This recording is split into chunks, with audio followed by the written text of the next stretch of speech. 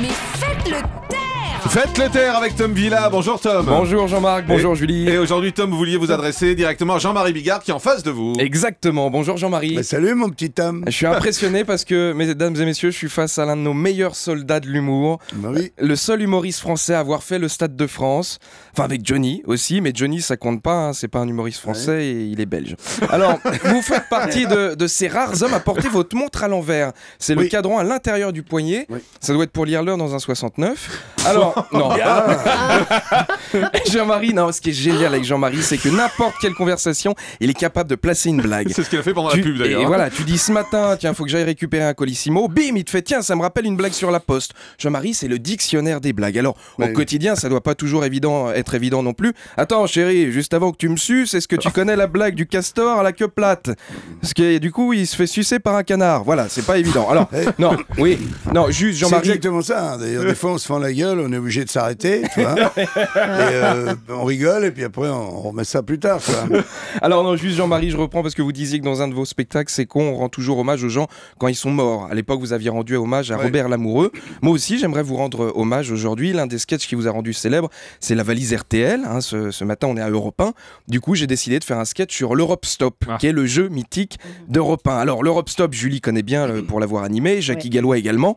Le principe du jeu, fallait coller un autocollant Europe 1 à l'arrière de ta voiture. Sur l'autocollant t'avais le logo Europe 1, plus la photo d'un animateur de la station.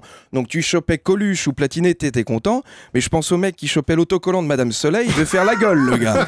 Parce qu'à l'arrière de la 504, t'avais Europe 1 et la gueule de Balladur avec un chignon. Pour ramasser les gonzesses, ça commençait à devenir coton. Et puis après, t'avais la voiture Europe 1 orange qui sillonnait la France. Et quand elle repérait une voiture avec un autocollant Europe 1, elle devait l'interpeller pour que le gars se gare sur le bas-côté.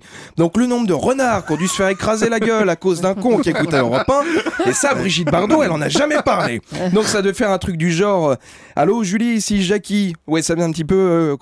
Conversation CB de camionneur, tu sais, belette qui tousse pour paupiette au fromage. Je répète, belette qui tousse pour paupiette au fromage. Je me trouve à Saint-Georges-de-Didonne, derrière une Citroën CX immatriculée 59 36 BZ 51. Un mec de la Marne en Charente-Maritime. Qu'est-ce qu'il fout là? On sait pas, le gars. D'ailleurs, il a le pot qui fume. À mon avis, c'est la courroie de distribution qui va bientôt lâcher.